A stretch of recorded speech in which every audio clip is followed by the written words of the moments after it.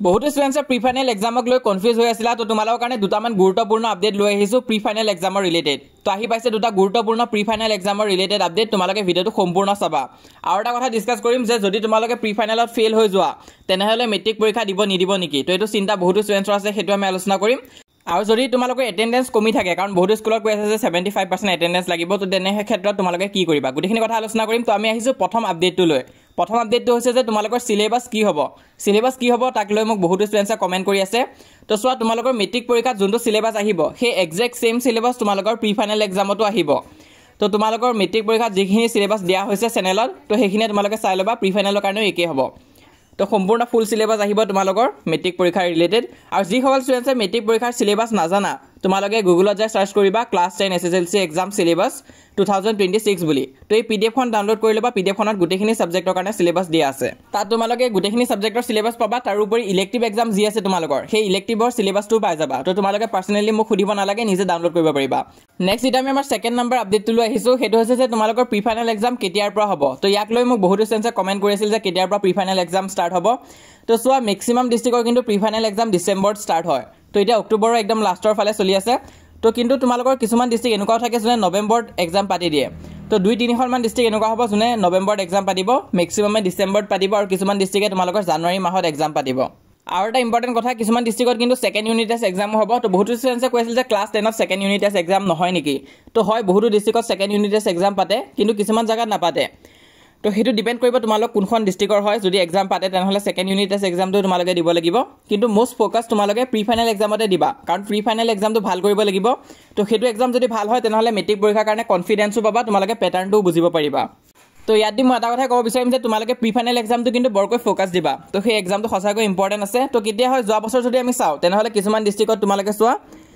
কেতিয়া পাতিছে 21 ডিসেম্বৰ মানত পাতিছে তো ডিসেম্বৰ লাষ্টৰ ফালে পাতিব ম্যাক্সিমাম ডিস্ট্ৰিক্টতে আৰু কিছুমান এনেকুৱা ডিস্ট্ৰিক্ট আছিল যোনে কি কৈছিলে জানুৱাৰীত এক্সাম পাতিছে যেনেকৈ মৰিগাঁও ডিস্ট্ৰিক্টে প্ৰতিবাৰ লেট কৰে তো তোমালোক যদি মৰিগাঁও হয় তেনেহলে তো চান্সেস আছে যে জানুৱাৰী মানত তোমালোকৰ এক্সামটো পাতিব পাৰে তো হলে ৰুটিন আহিব ৰুটিন কেতিয়া আহিব তোমালোকৰ ৰুটিন এই নৱেম্বৰৰ লাষ্টতে আহি যাব ৰুটিন কিখন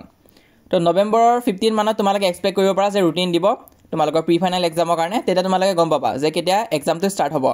আৰু লগতে আজি এই ভিডিওটো তোমালোকে কমেন্ট কৰি দিবা যে কোনখন ডিস্ট্ৰিক্টৰ পৰা তোমালোকে চাই আছা তো সেই ডিস্ট্ৰিক্টখনৰ যদি ৰুটিন পাও তেনেহলে মই সোনকালে দিবলৈ চেষ্টা কৰিম চেনেলত আৰু লগতে ইংলিছৰ কাৰণে কিন্তু কোৰ্সও প্ৰভাইড কৰা হৈছে 499 रुपीसত যত আমি ইংলিছখন গুটে কভাৰ কৰি দিম তোমালোকৰ মেট্ৰিক পৰীক্ষাৰ কাৰণে অনলি 499 रुपीसত তো তোমালোকে এই দুটা নম্বৰ কন্টাক্ট কৰি চাব পাৰা যদিহে তোমালোকে ইংলিছৰ কাৰণে ক্ৰেশ কোৰ্সত জয়েন হ'ম বুলি ভাবিছা তো তাত আমি গাইড কৰি যাম ইংলিছৰ কাৰণে তোমালোকক তো তাত তোমালোকে জয়েন কৰিব পাৰা আৰু এটা কথা বহুত স্টুডেন্টে খুদি আছিল যে প্ৰি ফাইনেল এক্সামত ফেল হলে মেট্ৰিক পৰীক্ষা দিব নিদিব নেকি তো এটো স্কুলৰ ওপৰত ডিপেন্ড কৰে তো ম্যাক্সিমাম স্কুলত কি হয় যে তোমালোকে যদি প্ৰি ফাইনেল এক্সামত এটা দুটা সাবজেক্টত যদি বেয়াও কৰা তেতিয়া তোমালোকক চান্স দিয়ে যে মেট্ৰিক পৰীক্ষা দিবলৈ কিন্তু কিছুমান স্কুল এনেকুৱা আছে যে বহুত ষ্ট্ৰিক্ট তোমালোকে প্ৰি ফাইনেল এক্সাম যদি গুটেইটা সাবজেক্টত বেয়া কৰি দিয়া তেনেহলে কিন্তু তোমালোকে মেট্ৰিক পৰীক্ষা দিব নোৱাৰিবা আৰু স্কুলৰ পৰা তোমালোকক এডমিট কাৰ্ড দিয়া নহব তো হেতু কাৰণে তোমালোকে পৰীক্ষাটো ভাল কৰিবৰ কাৰণে চেষ্টা কৰিবা আৰু যদি বেয়া হৈ যায় কিবা কাৰণত কিবা যদি বেমাৰ হৈ থাকে তেনেহলে এপ্লিকেশন দি হলে ৰিকুৱেষ্ট কৰি হলে তোমালোকে এডমিট কাৰ্ডখন ল'ব লাগিব কাৰণ যদি তোমালোকৰ প্ৰি ফাইনেল এক্সাম যদি গুটেইখিনিতে যদি তোমালোকৰ বেয়া হৈ যায় সাবজেক্ট তেনেহলে কিন্তু দিবলৈ নিদিব তো হেতু কাৰণে তোমালোকে ভাল কৰিব চেষ্টা কৰিবা এই সময়খিনিত পঢ়া ভালকৈ হলে ম্যাক্সিমাম স্কুলত কিন্তু বেয়া হলেও কিন্তু এটা চান্স দিয়ে হেতু কাৰণে নিজৰ সিনিয়ৰক খুদি চাবা আৰু সেকেন্ড কথাটো যোনটো হৈছে যে এটেন্ডেন্স হেতু তোমালোকে সিনিয়ৰক খুদি চাব পাৰা যে এটেন্ডেন্সটো ইমান মেটাৰ কৰে নে নকৰে আৰু যদি তোমালোকৰ 75% এটেন্ডেন্স লাগে আৰু স্কুল যাব লগা হৈ আছে তোমালোকৰ এটেন্ডেন্স কমি আছে তেনেহলে অকল এনে স্কুল যায় না থাকিবা স্কুলত তোমালোকে কাম লৈ যাবা যে এইগিটা চেপ্টাৰ মই স্কুলত গৈ পঢ়িম বাকি সবে যি কৰি না থাকক কিয় লাগিলে ক্লাছৰুমটো খালি হৈ থাকক ব্ৰেক হৈ থাকক তোমালোকে কিন্তু ক্লাছত বহি চেপ্টাৰখিনি ভালকৈ পঢ়ি থাকিবা তো হেতু এটা সলিউশন যোনটো মই তোমালোকক এই সময়ত দিব পাৰো আৰু যদি এটেন্ডেন্স হৈ আছে তেনেহলে মিছ কৰিলে কথা নাই কিন্তু এটেন্ডেন্স যদি কমি আছে তেনেহলে এটুকে কৰিব লাগিব